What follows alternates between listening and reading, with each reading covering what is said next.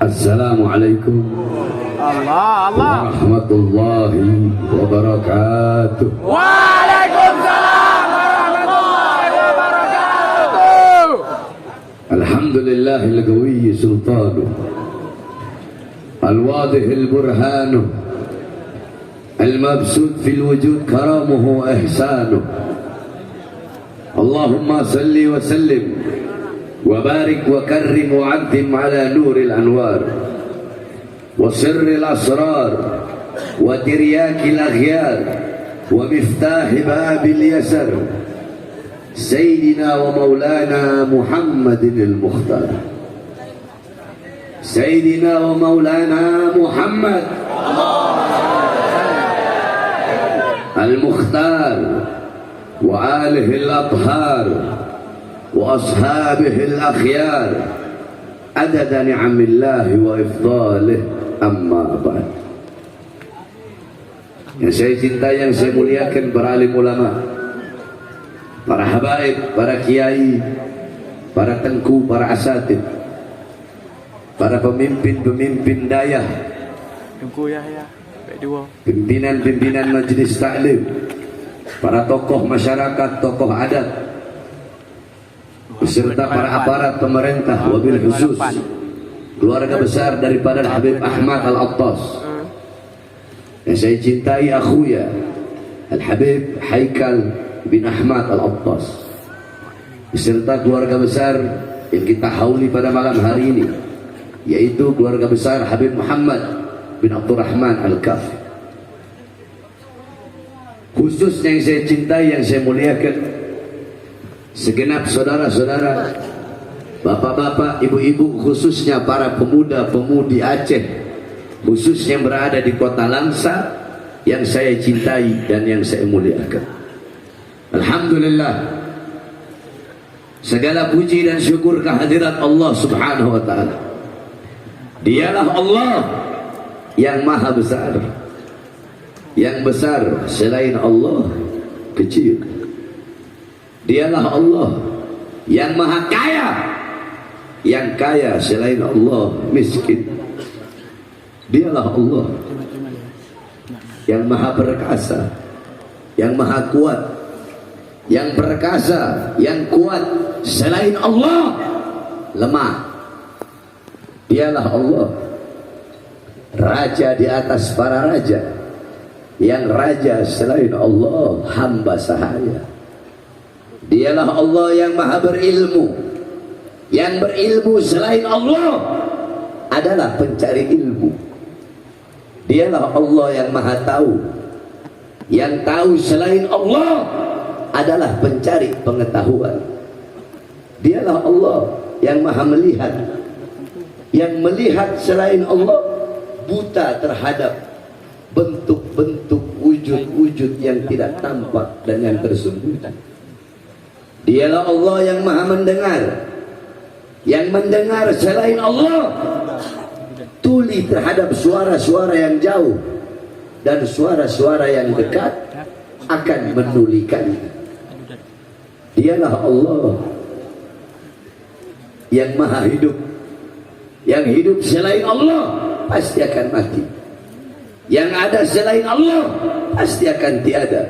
Yang wujud selain Allah pasti akan binasa.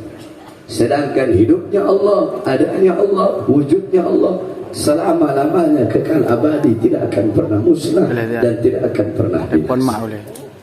Dan dialah Allah yang menggerakkan hati kalian, sehingga hati kalian menggerakkan langkahan kaki kalian dari rumah kalian menuju ke majlis, menuju ke tempat pada malam hari ini, yang dimana ini tempat menjadi tempat turunnya rahmat. Amin. Menjadi tempat turunnya maghfirat. Tempat turunnya hidayat. Tempat turunnya pengampunan. Tempat turunnya kasih sayang. Hamba-hamba yang duduk di sini menjadi hamba-hamba yang mulia. Dimuliakan oleh yang maha mulia, yaitu Allah Subhanahu wa ta'ala. Saudara-saudara, tidak ada suatu perkara apapun selain perkara tersebut didahulukan dengan memuji Allah Subhanahu wa taala. Maka saya mulai ceramah saya dengan memuji Allah Subhanahu wa taala, karena kepadanya lah segala tempat pujian-pujian kembali kepadanya. Hadirin sekalian yang dimuliakan oleh Allah, pada malam hari ini saya akan membahas 3 hal. Pertama, saya akan bahas Isra Mi'raj. Lebih bulan Rajab udah lewat ya. Karena banyak ustadz, kiai, dai, penceramah salah dalam memberikan pemahaman tentang Isra Mi'raj. Sedikit saya bahas.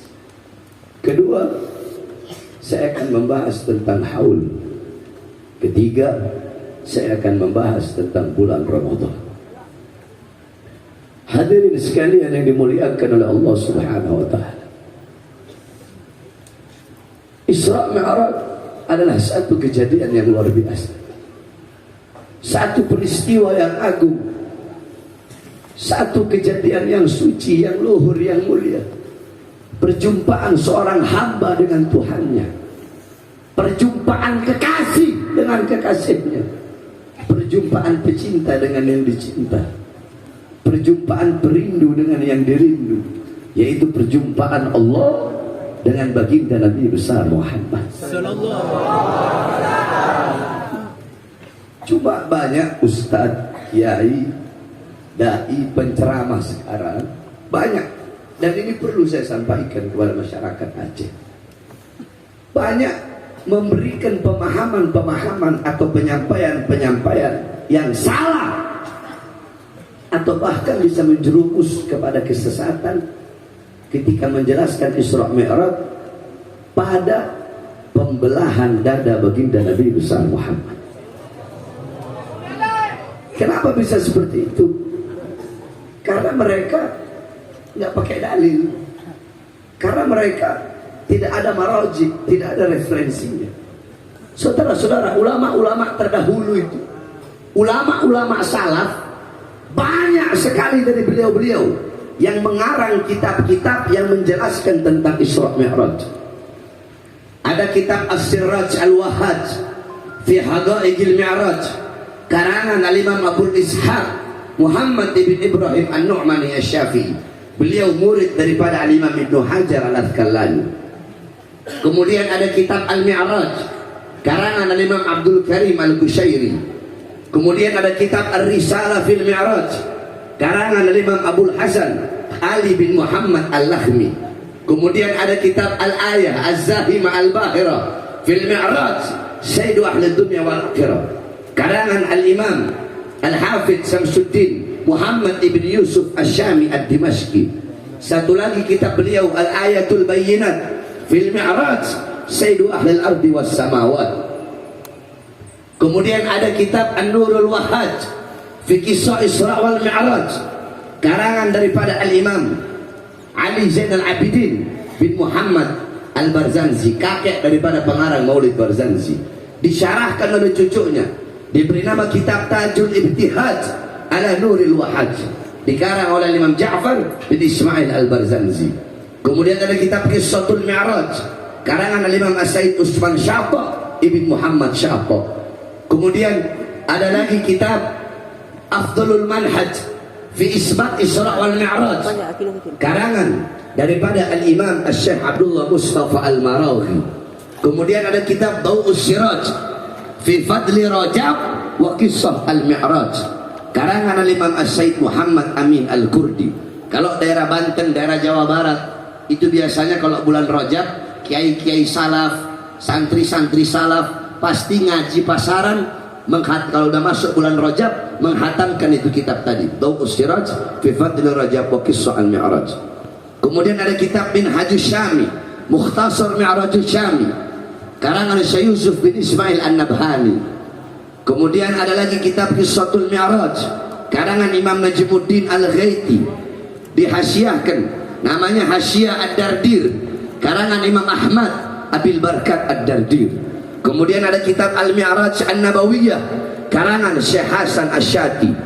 Kemudian ada kitab Mu'jizatul Kubra li Sayyidil Anbiya karangan Imam Syekh Nafi' Al-Jauhari. Kemudian ada kitab Yawaqid Taj Al-Wahhaj fil Isra wal Mi'raj karangan Imam Ahmad bin Muhammad Ar-Rahwani At-Tatwani. Kemudian ada lagi kitab Al-Anwar Al-Bahiyah fil Mi'raj Khairil Bariyah karangan guru besar kami Imam Ahlus Sunnah wal Jamaah Abuya As-Sayyid Al-Habib Muhammad bin Alwi Al-Maliki Al-Hasani Al-Maki, dan masih banyak lagi kitab-kitab Isra Mi'raj yang lain. Engkau pelajari kitab-kitab tersebut, maka engkau akan mendapatkan pemahaman yang jelas, pemahaman yang benar tentang Isra Mi'raj.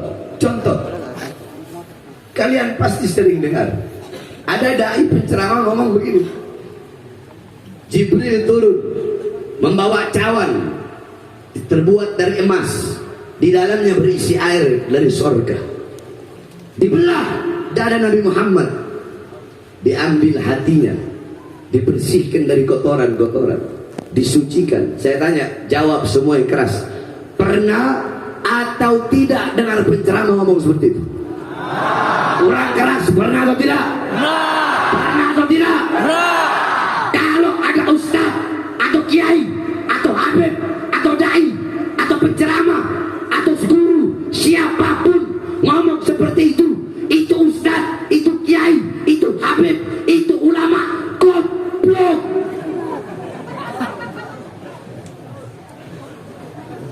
Saudara-saudara, kewajiban dai itu, kewajiban penceramah memberikan pemahaman, memberikan penjelasan kepada umat, kepada pendengar sesuai dengan akal mereka untuk menerima penjelasan dan penyampaian tersebut. Sekarang kalau ada ustaz, kiai, dai ngomong begitu, orang bakal berpikir dibersihkan hati. Jangankan dia ngomong hati Nabi dibersihkan dari kotoran, gak usah ada bahasa kotoran. Contoh, saya ngomong begini, hati Nabi Muhammad dibersihkan, cukup sampai di situ penjelasan saya. Hati Nabi dibersihkan, udah cukup sampai di situ. Pemikiran kalian apa? Sesuatu yang dibersihkan berarti sebelumnya apa? Sebelumnya apa? Sesat akhirnya, nggak bener otaknya akhirnya. Apalagi ngomong dibersihkan dari kotoran. Saudara-saudara, kalian buka kitab Asy-Syifa karangan Imam Qadiyah, darah Nabi, nggak usah ngomong hati Nabi kejauhan, darahnya Nabi suci, air kencingnya Nabi suci, kotorannya Nabi suci, namanya Nabi suci, apalagi hati baginda Nabi besar. Makanya orang sekarang ini banyak ustaz, kiai, kalau saya bilang kiai supermi, digodok 5 menit jadi.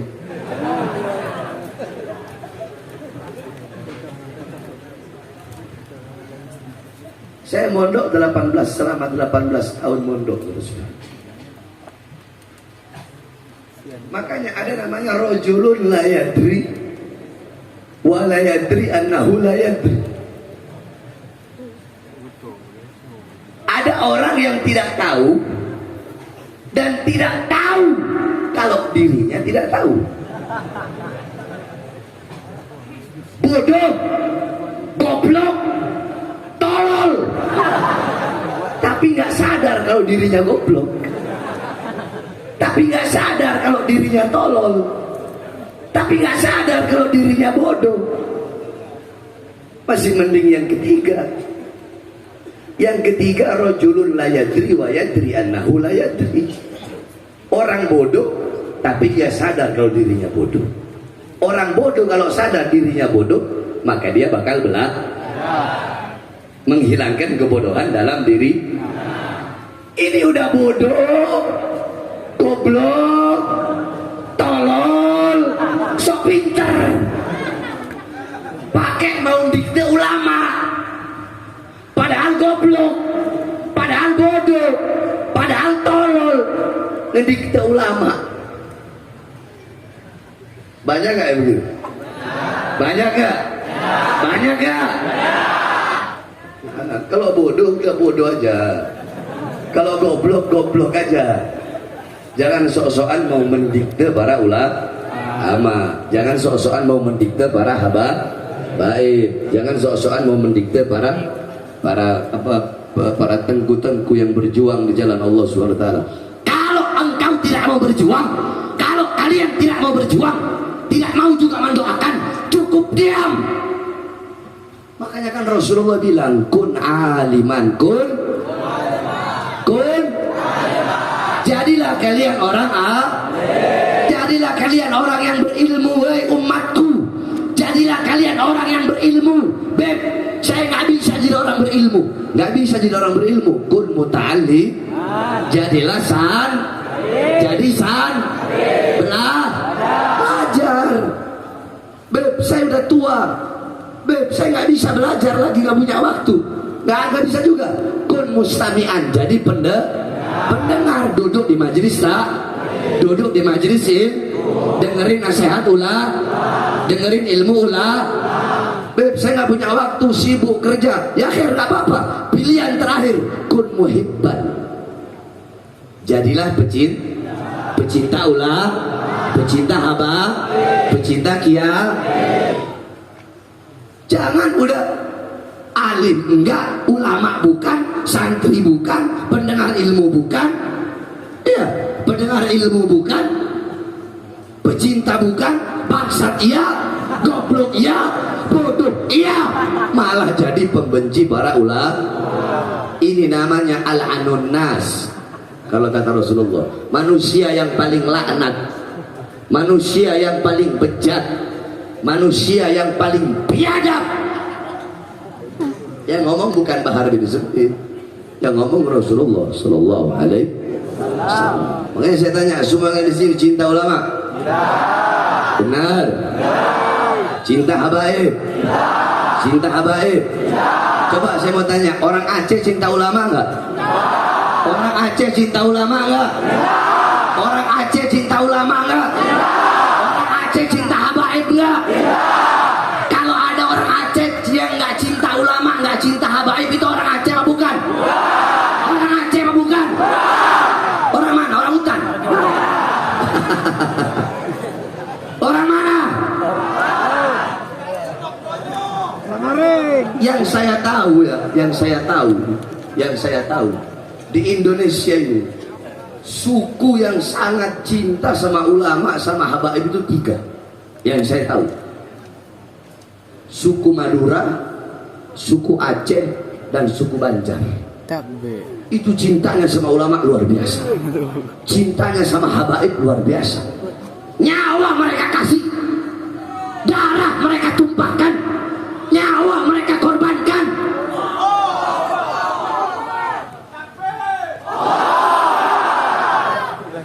Nah, itu banyak sekarang orang-orang instan, Indomie, Supermie, 5 menit digodok jadi.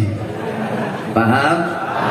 Jadi pelajari kitab-kitab yang saya sebutkan tadi, insya Allah kalian akan mendapatkan pemahaman yang benar. Itu yang pertama.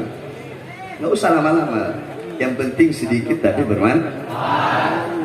Udah 5 tahun saya nggak ke Aceh. Alhamdulillah bisa nyampe juga ke Aceh. Yang kedua, saudara-saudara, apa tadi saya bilang? Yang kedua saya bahas apa? Haul. Haul itu punya 3 makna. Berapa makna? 3 ya. Anggap aja saya nggak ceramah, anggap kita lagi ngaji, anggap saya lagi buka kitab cuma nggak ada kitabnya gitu aja. Haul punya 3 makna. Yang pertama, haul artinya sekeliling. Apa? Sekeliling atau sekitar. Alladzi barakna haulahu, yang kami berkahi sekelilingnya, yang kami berkahi sekitarnya. Itu haul yang pertama. Haul yang kedua artinya upaya, daya, kekuatan. La haula, tidak ada daya, tidak ada upaya. Haul yang ketiga artinya 1 tahun. Jadi setiap perputaran waktu 1 tahun itu namanya haul. Nah, haul itu pun dibagi 2. Ada haul para aulia, ada haul orang-orang soleh, dan ada haul anak yang membuat haul kedua orang tuanya.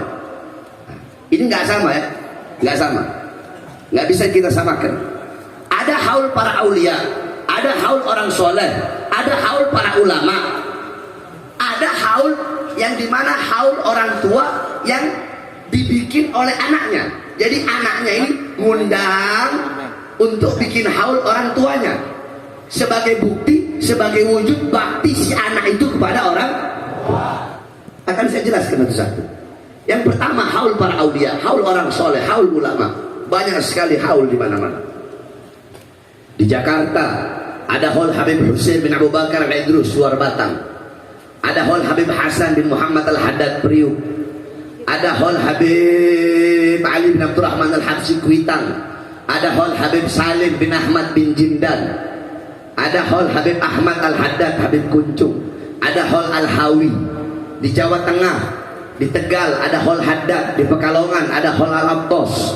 Kemudian di Jogja ada haul Habib Ahmad Bafaqih Habib Tempel. Di Jawa Timur ada haul Habib Hadi bin Abdullah Haddar Banyuwangi, haul Habib Saleh bin Muhsin Al-Hamid Tanggul, haul Habib Abu Bakar bin Muhammad As-Segaf Gresik, haul Habib Abdullah bin Ali Al-Haddad Bangil, haul Habib Hussein As-Segaf Bangil, haul Habib Ja'far bin Syekhon As-Segaf Pasuruan. Di Bali ada haul Bafaqih. Di NTT ada haul Al-Gadri. Di Sulawesi tempat kami ada haul guru tua Habib Idrus bin Salim Al-Jufri. Di Aceh ada haul Tengku Umar. Kemudian ada haul Habib siapa lagi? Habib Abu Bakar bin Husain Bafaqih di Banda. Dan masih banyak lagi acara-acara haul. Nah, ini acara haul orang-orang soleh seperti pada malam hari ini. Dibacakan manakib. Tahu manakib? Kisah hidupnya. Bagaimana keilmuannya, amalnya, ibadahnya, waroknya, khaufnya, khasyahnya, zuhudnya, ibadahnya, qanaahnya. Bagaimana Sohibul Hal itu, kehidupannya seperti apa? Agar apa? Agar kita yang hadir di majelis hall bisa mengambil intifa, mengambil iktibar, mengambil pelajaran, mengambil manfaat, menjadikan beliau-beliau Sohibul Hal sebagai teladan kita, uswah kita, gutuah kita dalam kehidupan kita sehari-hari. Itulah tujuan diadakan acara haul daripada orang-orang soleh. Paham? Sebab orang-orang soleh ini famal hayat illa li ahli ilm wa mal mautu illa li ahli jahl. Tidak ada kehidupan kecuali kehidupan hanya miliknya orang-orang yang berilmu, dan tidak ada kematian kecuali kematian hanya miliknya orang-orang yang bodoh. Al-jahlu qabla mauti mautun li ahli fa ajsaduhum qabla al-kuburi kuburu. Orang-orang yang bodoh sebelum kematian datang sesungguhnya mereka telah mati. Sebelum jasad mereka dikubur sesungguhnya jasad mereka telah terkubur. Maksudnya apa, Beb? Orang alim itu hidupnya abadi. Al-alim hayatuhu abadah. Orang berilmu itu hidupnya abadi. Maksudnya apa? Bukan berarti mereka nggak mati, bukan berarti mereka nggak meninggal. Mereka wafat, mereka mati, mereka meninggal dunia, jasad mereka terkubur, nama mereka terpampang di batu nisan. Akan tetapi ilmu-ilmu mereka, nasihat-nasihat mereka selalu hidup sepanjang zaman selama-lamanya. Satu contoh, pahlawan Aceh Teku Umar, Cut Nyak-Din dan lain-lainnya. Beliau-beliau wafat ratusan tahun yang lalu kan? Betul? Betul? Habib Abu Bakar Bafaqih wafat ratusan tahun yang lalu kan? Iya kan? Tapi beliau-beliau selalu dikenang terus, seakan-akan beliau-beliau itu masih hidup walaupun telah wafat. Paham? Itu maksudnya hidupnya abadi selama-lamanya. Kenapa? Karena mereka meninggalkan ilmu, meninggalkan nasihat. Kalau para pahlawan meninggalkan perjuangan, kalau para ulama meninggalkan ilmu, meninggalkan nasihat, yakni a'yanuhum mafkudah wa amsaluhum fil qulub mawjudah. Jasad mereka hancur, jasad mereka lebur, tetapi mereka hidup di hati-hati para pecintanya. Saudara-saudara, demi Allah, tidak ada satu hari, dalam satu hari, tidak ada, nggak usahlah ngomong Indonesia, Aceh aja, tidak ada satu hari, tidak ada waktu berlalu satu hari di Aceh tanpa ada orang yang menyebut nama Habib Abdullah bin Ali al-Haddad. Contoh Habib Haikal, tiap maghrib baca Ratib Haddad. Padahal beliau Habib Abdullah bin Haddad sudah wafat ribuan tahun yang lalu. Di Aceh tidak ada satu hari orang yang dalam satu hari yang tidak pernah menyebut nama Syekh Abdul Qadir Jailani. Ya kan? Padahal beliau telah wafat ribuan tahun yang lalu. Tapi coba kalau para artis, mereka bagaikan debu, bagaikan abu. Banyak, habis itu hilang. Makanya ibunda Rasulullah SAW, Sayyidatuna Aminah binti Wahab, ketika beliau berada di Abqa al-Qarya bainal Makkah wal Madinah, ketika beliau berada di desa Abqa itu desa di antara Makkah dan Madinah, sebelum beliau wafat, beliau berpesan kepada Ummu Aiman. Apa kata beliau? Beliau bersyair, kullu hayyin mayyit wa kullu jadidin bal wa kullu kibarin yafna, ana mayyitatun fa dhikri bak faqad taraktu khaira wa waladtu tuhra. Kata beliau, segala yang hidup pasti akan mati, sebagaimana dalam Allah berfirman, kullu nafsin dha'iqatun kullu man 'alaiha fan kullu syai'in khaliqun illa wajh. Semua yang bernyawa berjiwa pasti akan mati. Yang ada di atas bumi pasti hancur, pasti binasa. Segala sesuatu wujud bentuk apapun akan musnah kecuali Allah. Kullu hayyin mayyit wa kullu jadidin bal. Segala yang baru, sesuatu yang baru, semua yang baru pasti akan usang. Apakah baju yang baru kau beli akan baru selama-lamanya? Rumah barumu akan baru selama-lamanya? Mobil barumu akan baru selama-lamanya? Bahkan daun yang hijau segar, ada saatnya dia menguning. Ketika dia menguning, dia gugur dari tangkainya, saudara-saudara. Kullu jadidin bal, kullu kibarin yafna. Semua orang tua pasti mati, kata beliau. Semua orang tua pasti binasa. Fadzikriba. Tetapi walaupun aku sebagai orang tua, nantinya aku mati, nantinya aku meninggal, mengenang aku, mengingat aku akan abadi, kata beliau. Kenapa? Faqad taraktu khaira, karena aku meninggalkan kebaikan. Wa waladtu tuhra, dan aku melahirkan anak yang suci. Apa kebaikan yang ditinggalkan oleh beliau? Baginda Nabi besar Muhammad. Siapa anak suci yang ditinggalkan oleh beliau? Baginda Nabi besar Muhammad. Apakah bisa kalian mengingat Nabi tanpa mengingat ibunda Nabi? Bisa nggak? Apakah bisa kalian mengenang Nabi tanpa mengenang ibunda Nabi? Karena Nabi Muhammad kebaikan yang ditinggalkan oleh ibunya. Nah, begitupun para ulama, para aulia yang telah wafat. Walaupun beliau-beliau telah wafat, beliau-beliau dikenang selama-lamanya. Imam Ghazali wafat ribuan tahun yang lalu. Sampai detik ini, sampai hari kiamat, beliau hidup dalam Ihya Ulumuddinnya, hidup dalam Bidayatul Hidayahnya, hidup dalam Minhajul Abidinnya, hidup dalam Mukasyafatul Qulubnya, hidup dalam Kasyaf Ulum Rohnya, hidup dalam Al-Wajiznya, hidup dalam Al-Wasidnya. Syekh Abdul Qadir Jailani wafat ribuan tahun yang lalu. Sampai detik ini, sampai kiamat, beliau hidup di dalam Al-Gunyahnya, hidup dalam Fathur Rabbaninya, hidup dalam Futuhul Ghaibnya.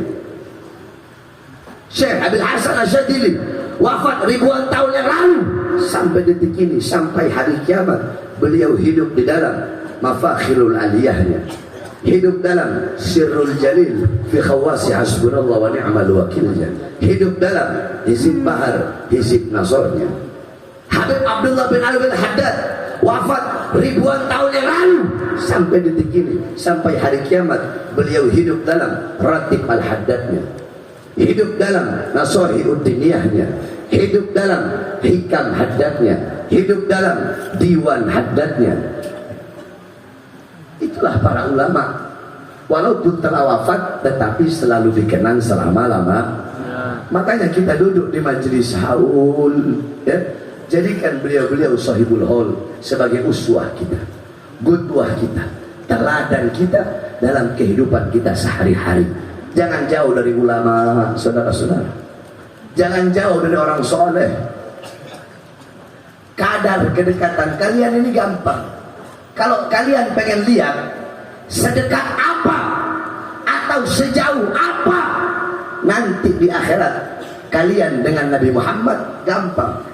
Sedekat apa di dunia kalian dengan ulama, dengan majelis ilmu, dengan majelis ta'lim, yang dimana majelis ilmu, majelis ta'lim, majelis zikir itu adalah warisan Nabi Muhammad.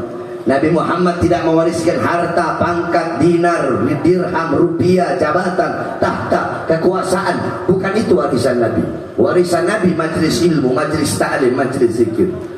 Para ulama, para kiai, para ustaz, para pemimpin-pemimpin daya, beliau-beliau pewaris keilmuan Nabi, penerus perjuangan Nabi, penyambung lidah Nabi. Maka kadar kedekatanmu dengan Nabi di akhirat menurut kadar kedekatanmu dengan beliau-beliau para ulama dan dengan majelis-majelis seperti ini. Gampang kalau pengen tahu.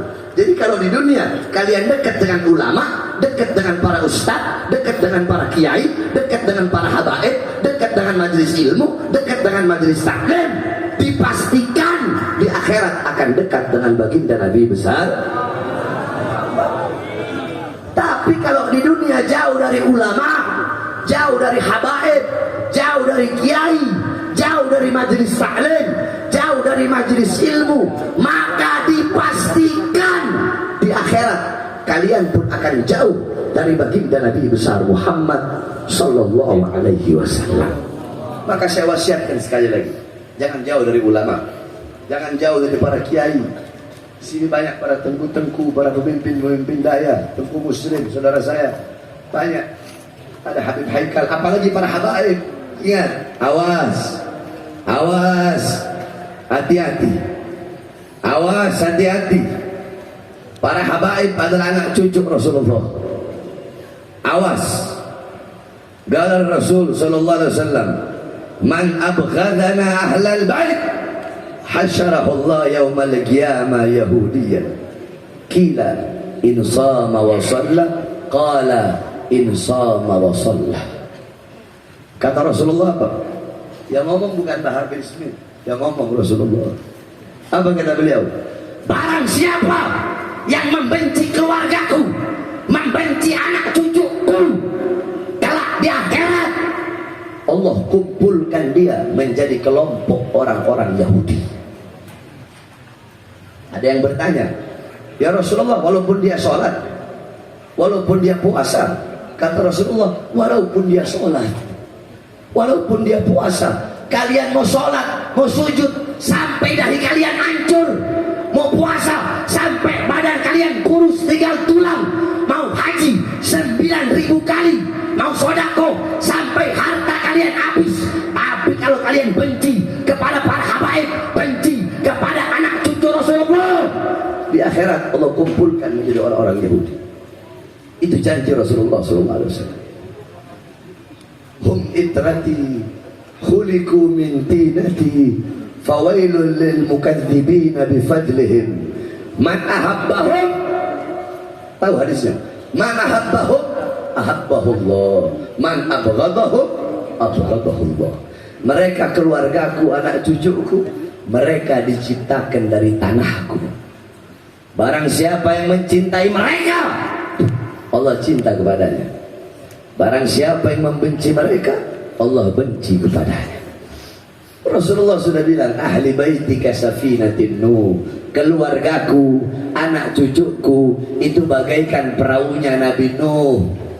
Saudara-saudara, saya tanya, di zaman Nabi Nuh, yang selain naik perahu Nabi Nuh selamat tidak? Selamat tidak? Selamat tidak? Bahkan Kan'an, anaknya sendiri nggak selamat karena tidak naik perahu Nabi Nuh. Nah, perahu Nabi Nuh di zaman sekarang diibaratkan adalah para keluarga dan anak cucu Rasulullah. Di zaman banjirnya apa? Banjirnya apa di zaman sekarang? Kalau di zaman Nabi Nuh banjir, di zaman sekarang fitnah, kerusakan, narkoba, mabuk, pelacuran di mana-mana, maksiat di mana-mana. Kau pengen selamat, ikut para habaib dan ikuti para kiai, para ustadz, para pimpinan-pimpinan daya yang mengikuti para habaib. Saya sampaikan lagi. Di sini banyak para tengku, para pemimpin-pemimpin daya, pemimpin-pemimpin daya tengku, atau para ustadz kiai, atau di Jawa sana gus-gus, atau kiai manapun, ustadz manapun, kalau mereka tidak ada hubungan hati dengan habaib, nggak bakal selamat dunia akhirat. Yang ngomong bukan saya. Nggak bakal selamat dunia dan akhirat, nggak bakal selamat siapapun. Makanya ikuti para habaib dan ikuti para ustadz, para kiai yang mengikuti para habaib. Kalau pengen selamat, terserah dia. Kalau kalian pengen selamat dunia akhirat, beruntung dunia akhirat, pengen senang dunia akhirat, ikuti beliau-beliau, insya Allah kita semua selamat dunia akhirat. Yang terakhir, saudara-saudara, karena saya perjalanan lumayan tadi, beberapa hari lagi kita akan memasuki bulan Ramadan. Syahrul Siyam, Syahrul Qiyam, Syahrul Quran, Syahrul Istiqamah, Syahrul Ibadah. Bulan yang penuh dengan keutamaan, bulan kita bangun untuk beribadah, bulan turunnya Quran, bulan yang penuh dengan kemuliaan, bulan berlipat gandaan amal, bulan yang dimana 1 rakaat sholatmu di bulan Ramadan sama seperti 100 rakaat di bulan yang lain. Bulan yang dimana 1 sholat duhurmu, 1 sholat asarmu, 1 sholat maghribmu di bulan Ramadan sama seperti 100 duhur, 100 asar, 100 maghrib di bulan yang lain. Bulan Allah lipat gandakan amal. Bulan yang awaluhu rahmah wa usatuhu maghfirah wa akhiruhu itqan minan nar. Bulan yang 10 hari pertama rahmat, 10 hari kedua pengampunan, 10 hari ketiga Allah bebaskan hamba-hambanya dari api neraka. Bulan yang dimana rahmat yang Allah berikan di bulan Ramadan lebih banyak dibandingkan bulan-bulan yang lain. Maghfirah, pengampunan yang Allah berikan lebih banyak dibandingkan dengan bulan-bulan yang lain. Maka jangan kalian sia-siakan bulan Ramadan. Manfaatkan dengan betul, dengan beribadah kepada Allah, dengan mengkhatamkan Al-Quran. Habib Abdullah bin Al-Haddad dari pagi sampai sore hatam 20 kali, dari malam sampai fajar hatam 20 kali. 1 kali bulan Ramadan 1 hari beliau menghatamkan 40 kali Al-Quran. Manfaatkan Ramadan dengan beribadah kepada Allah Subhanahu wa taala. Jangan engkau sia-siakan. Ini salah satu keutamaan. Ramadan adalah keutamaan. Ramadan adalah kemuliaan yang Allah berikan kepada kita, yang tidak Allah berikan kepada umat-umat terdahulu. Bahkan nabi-nabi dan rasul terdahulu tidak pernah mendapatkan keutamaan dan kemuliaan yang ada di bulan Ramadan. Makanya jangan heran kenapa kok para nabi, para rasul itu iri kepada kita sebagai umat Muhammad. Satu contoh, Nabi Adam. Apa kata Nabi Adam? Aku iri kepada umat Muhammad. Kenapa? Karena Allah memberikan kepada umat Muhammad 4 macam kemuliaan yang tidak pernah Allah berikan kepadaku. Apa itu? Yang pertama kata Nabi Adam, ketika aku makan buah khuldi, ketika aku berbuat salah. Para nabi, para rasul, Nabi Musa membunuh, Nabi Adam makan buah khuldi, tapi beliau-beliau maksum, terampuni dari dosa, terampuni dari salah. Nabi Adam bilang, ketika aku berbuat salah makan buah khuldi, Allah pisahkan aku dengan istriku Hawa selama ratusan tahun. Sedangkan umat Muhammad pagi, siang, sore, malam Mereka berbuat dosa, tapi tidak Allah pisahkan mereka dengan anak dan istri mereka. Ini keutamaan Allah berikan kepada mereka, tapi tidak Allah berikan kepada aku. Yang kedua, kata Nabi Adam, Allah menerima taubatku ketika aku berada di kota Mekah. Dalam riwayat ada yang mengatakan 450 tahun Nabi Adam bertaubat. 450 tahun bertaubat belum Allah terima. Ketika di kota Mekah baru Allah terima. Umat Muhammad, mereka bertaubat tidak harus ke Mekah. Dimanapun mereka mau bertaubat, kapanpun mereka bertaubat, Allah terima taubat mereka. Ini kemuliaan tidak pernah Allah berikan kepada aku, tapi Allah berikan kepada umat Muhammad. Yang ketiga, kata Nabi Adam, aku makan buah khuldi dalam keadaan berpakaian. Tiba-tiba Allah lepaskan sehingga aku dalam keadaan telanjang. Umat Muhammad kebalik. Mereka berbuat dosa dalam keadaan telanjang. Mereka berzina, mereka melacur dalam keadaan telanjang. Tapi tetap Allah beri mereka pakaian. Tetap Allah tutup aib mereka. Aku berbuat salah dalam keadaan berpakaian, Allah lepaskan.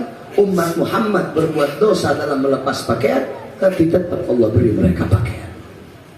Yang keempat, kata Nabi Adam, aku berbuat salah di sorga, Allah turunkan ke dunia. Tepatnya di India, di bawah kaki gunung Himalaya. Siti Hawa di Jeddah, Iblis di Basrah. Aku berbuat salah di sorga, Allah turunkan ke dunia. Umat Muhammad berbuat dosa di dunia, kalau bertobat matinya husnul khotimah, Allah masukkan mereka ke surga. Ini 4 macam kemuliaan tidak pernah Allah berikan kepada aku, tapi Allah berikan kepada umat Muhammad. Sungguh aku iri, aku ingin menjadi bagian daripada umat Muhammad. Kita tanpa kita minta, tanpa kalian minta, kalian telah dijadikan sebagai umat Nabi Muhammad. Saudara-saudara, umat terdahulu kalau kulit mereka, ya, tubuh mereka itu kena najis besar, cara menghilangkannya harus dihilangkan sama kulit-kulitnya. Bagaimana kalau itu Allah kasih kepada kita? Tapi kita Allah kasih keutamaan yang luar biasa. Cukup dengan 7 kali basuhan, salah satunya dengan tanah. Umat terdahulu kalau mereka berbuat dosa, mereka harus cari tebing yang tinggi, loncat sampai mati, baru Allah terima tobat mereka.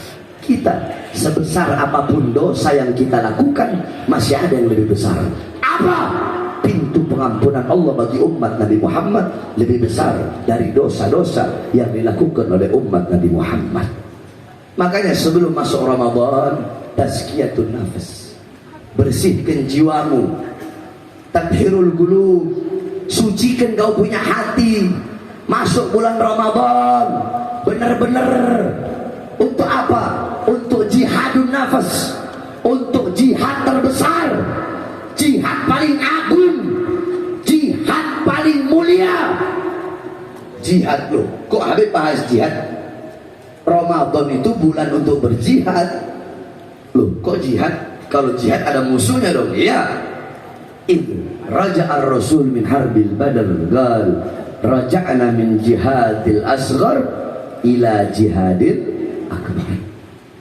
Kita pulang dari perang yang kecil menuju perang yang besar. Kita pulang dari perang melawan musuh yang kecil menuju melawan musuh yang besar. Kita pulang dari perang yang melawan musuh kecil menuju melawan musuh besar. Kata sahabat, ya Rasulullah, bagaimana mungkin ini perang kecil? Bagaimana mungkin ini perang kecil ya Rasulullah? Bagaimana mungkin ini musuh kecil? Kata Rasulullah, ada musuh yang paling besar, ada peperangan yang lebih besar. Apa itu? Berperang melawan nafsu, jihadun nafs, berperang melawan syahwat.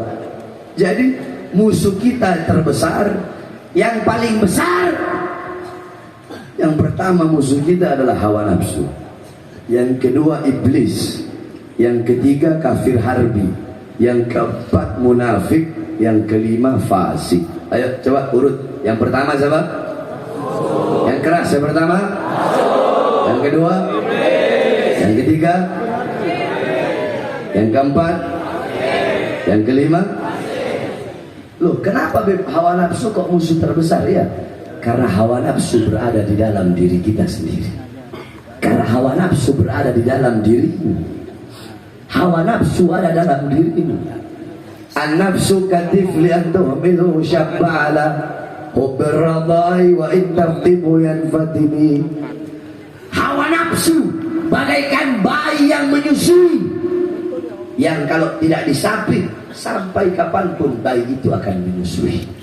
Jadi kita ini jadikan diri kita sebagai ibu, akal kita sebagai ibu, hawa nafsu sebagai bayi. Jangan kebalik. Jadi jangan kita sebagai ibu menuruti terus kemauan hawa nafsu. Hawa nafsu maunya maksiat, maunya mungkarat, maunya ngelihat yang haram, maunya berkata yang haram, tetap kita ikuti. Sapi, ibarat kata dulu waktu kita masih kecil, kan kita menyusu kepada ibu kita kan. Kalau zaman kita orang dulu itu biasanya ibu kita ngasih getah pepaya biar kita berhenti menyusu. Nah, begitulah kita sebagai seorang ibu. Kita ini ibu. Hawa nafsu itu adalah hawa nafsu, syahwat itu adalah anak. Maka jangan pernah kita menuruti kemauan hawa nafsu dan syahwat kita. Tuba. Saudara-saudara coba yang khusyuk. Ya, kalau mau ngaji, kalau mau taklim, itu yang khusyuk. Kebanyakan orang sekarang kalau lagi ngaji, ada satu orang lihat ke kanan, semua lihat ke kanan. Iya kan? Itu namanya fudul. Apa namanya? Fudul, pengen cari tahu urusan orang. Kalau lagi ngaji yang khusyuk, lihat ke depan, dengerin baik-baik. Mau iblis kayak ada di sini, hatta iblis turun depan kalian, nggak usah dalam pedulikan. Dengerin baik-baik. Ini semua lihat ke kanan, di sana rame. Satu lihat, semua lihat ke sana. Paham? Ini ilmu. Paham? Sampai lupa. Sampai mana tuh? Sampai mana tuh? Hah? Tuba. Ayo kita ngaji. Ikuti semua. Bismillahirrahmanirrahim. Bismillahirrahmanirrahim. Ayo mana ini masyarakat Aceh kurang keras.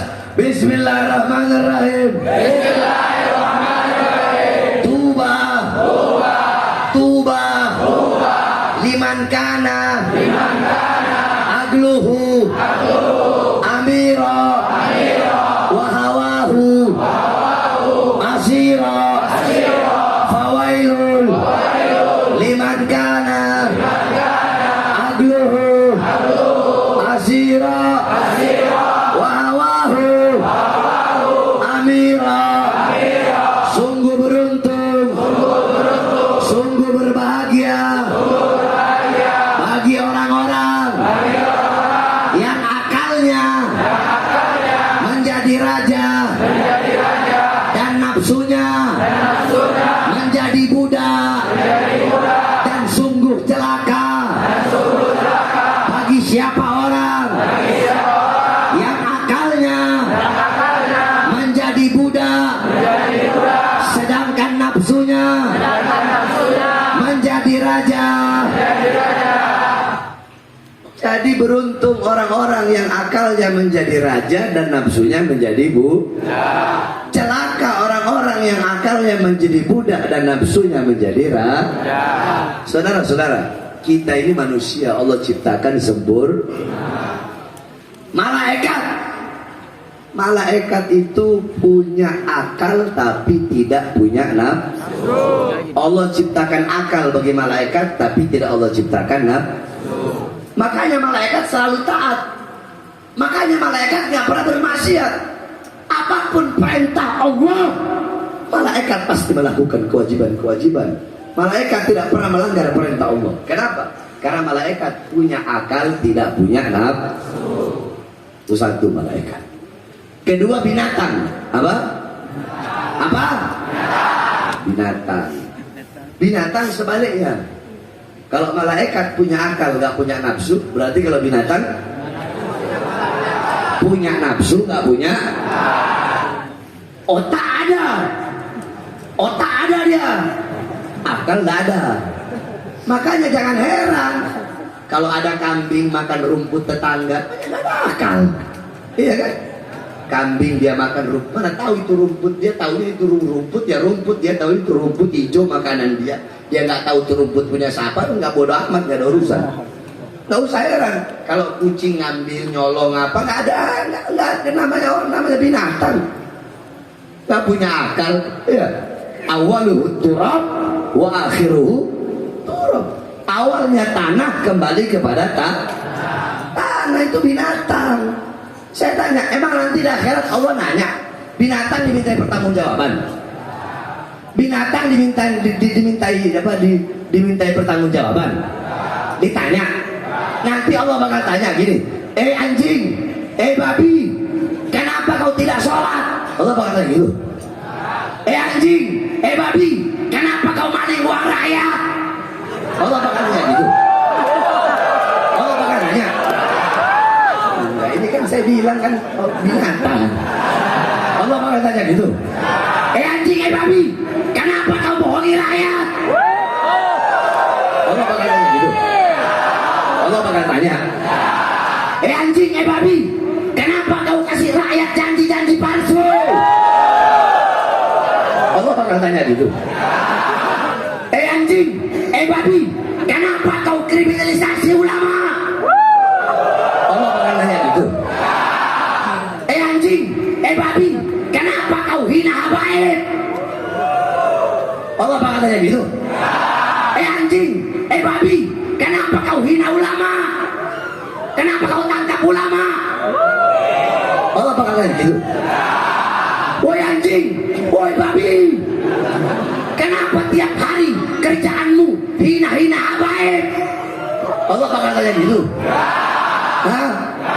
Kenapa? Karena binatang punya nafsu, nggak punya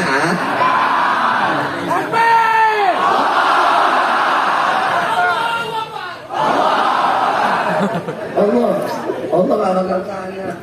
Anjing, babi, kenapa kau hina-hina Habib Rizik? Enggak. Anjing, babi, kenapa kau hina-hina Bahar bin Smith? Allah bakal nanya gitu. Kenapa? Karena binatang.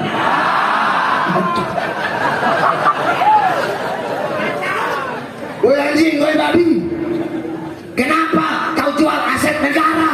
Allah bakal tanya gitu. Iya kan? Kenapa?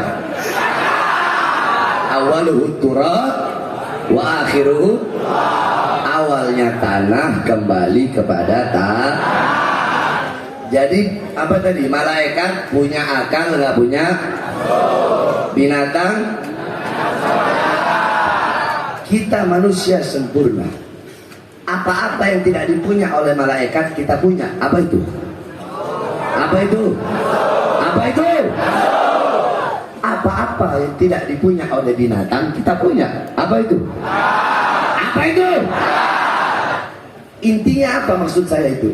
Intinya barang siapa, ini intinya ini, perhatikan. Barang siapa yang akalnya menguasai nafsunya, akalnya mengalahkan nafsunya, akalnya merajai nafsunya, akalnya memperbudak nafsunya, kedudukan itu orang lebih tinggi dari malaikat. Malaikat wajar nggak berbuat dosa karena nggak punya. Sebaliknya, barang siapa yang nafsunya menguasai akalnya, nafsunya memperbudak akalnya, nafsunya merajai akalnya, nafsunya menguasai akalnya sehingga dia mendorong untuk berbuat maksiat, berarti kedudukan itu orang lebih rendah daripada binatang. Wajar nyolong, gak punya akal. Kalau manusia, anjing wajar gonggong. Kalau manusia gonggong, paham? Nah, hawa nafsu bulan kita untuk Ramadan, bulan kita berperang melawan hawa nafsu. Loh, kok bisa begitu? Karena hawa nafsu bisa dikalahkan dengan apa? Dengan lapar. orang-orang zaman dulu riyadhahnya luar biasa. Riyadhahnya Habib Abdullah bin Abu Bakar Idrus, umur 6 tahun. Umur 6 tahun. Kalau kita kan umur 6 tahun mandi di kali, ya, mandi di kali. Kalau saya anak laut saya di laut, panah ikan, ya, masih kecil kita udah ngebom ikan di laut dulu di Sulawesi, jaring ikan, mandi di laut, lihat ikan hias, ada ikan besar kita panah, zaman kita. Nah kalau beliau para wali, para ulama, orang-orang soleh, umur 6 tahun puasa selama 4 tahun berturut-turut dan cuma berbuka dengan 4 butir kurma. Berarti 1 tahun buka puasanya cuma 1 butir kurma. Makanya ulama sekarang itu ya nggak salah sih, kulitnya besar gitu. Ya nggak salah, nggak apa-apa. Kenapa? Bukan Abu Haidar. Kamu bilang Abu Haidar.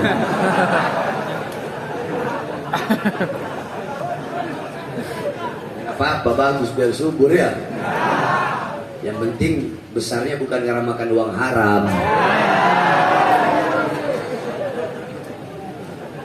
Di Madinah ada namanya Habib Zaid bin Smith. Umurnya udah 90 tahun. Satu saat lambungnya sakit. Beliau periksa ke dokter. Kata dokter apa? Beb, selama 50 tahun saya jadi dokter, baru ini saya lihat ada orang umur 90 tahun tapi lambungnya kecil seperti lambung bayi. Umur 9 tahun lambungnya kecil seperti lambung bayi. Emang Habib kenapa? Oh, anak udah terbiasa dari kecil, 1 hari anak hanya makan 1 butir kurma sampai sekarang. Terus dokter, kenapa anak bisa sakit? Coba Habib ingat-ingat, tadi Habib anak makan lebih gak? Oh iya, tadi anak lagi bertamu ke rumah murid anak, disediain, anak gak enak tolak, anak cuma makan sedikit. Nah, karena Habib udah biasa selama puluhan tahun makan 1 biji kurma, terus masuk makanan lebih dari itu, makanya lambung Habib sakit. Jadi nafsu syahwat itu dilawan, cara melawannya dengan lapar. Dengan lapar. Ya cuy, itu orang dulu laparnya alim, kenyangnya alim. Laparnya ibadah, kenyangnya ibadah.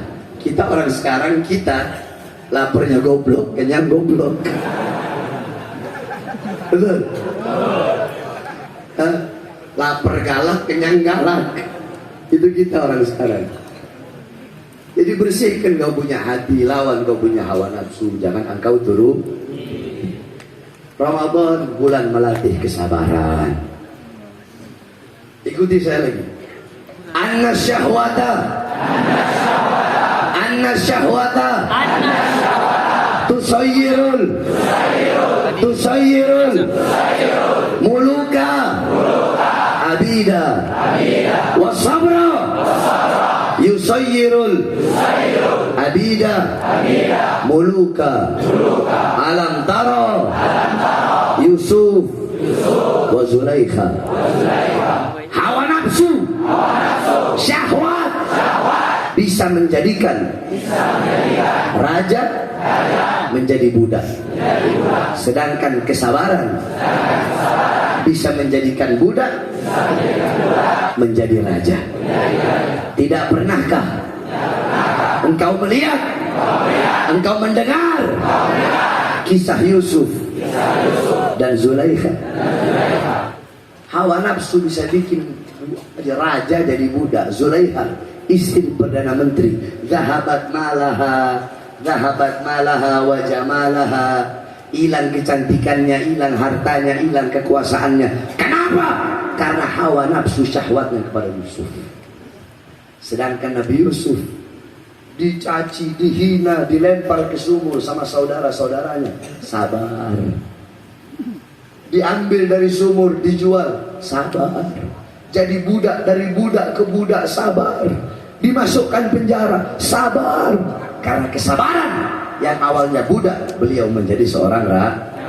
Jadi hawa nafsu bisa bikin raja jadi, kesabaran bisa bikin budak jadi raja. Nah, Ramadan bulan kita berperang melawan hawa nafsu, dan bulan kita melatih kesabaran.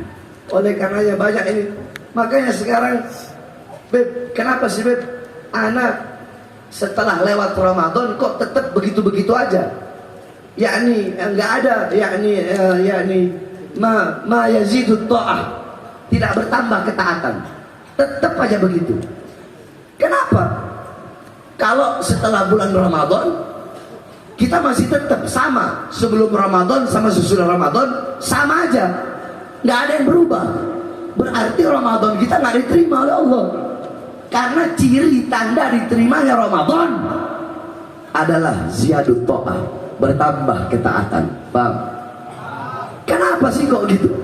Karena kita banyak orang sekarang puasa bukan enggak, puasa, tapi kedua mata kita tetap memandang hal-hal yang haram. Puasa, tapi lidah kita tetap gosip, tetap fitnah, riba. Puasa,